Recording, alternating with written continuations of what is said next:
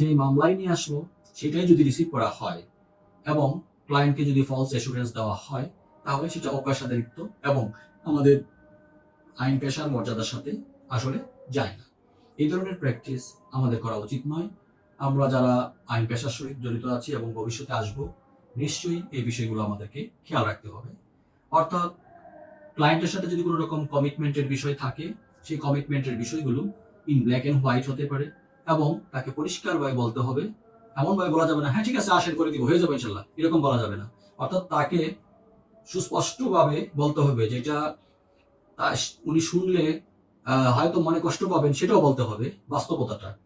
আপনি একটা false assurance দিলেন বা আমি একটা ফলস অ্যাসুরেন্স দিলাম, বললাম যে ঠিক আছে 7 দিনের মধ্যে আপনাকে কনফার্ম জামিন করিয়ে দিব, 3 দিনের মধ্যে করিয়ে দিব, ওইটা করিয়ে দিব, এই ধরনের বা স্থগিত করে দিব, এই ধরনের অ্যাসুরেন্স দেওয়া আমাদের অপেশাদারিত্বের পরিচয় বহন করি।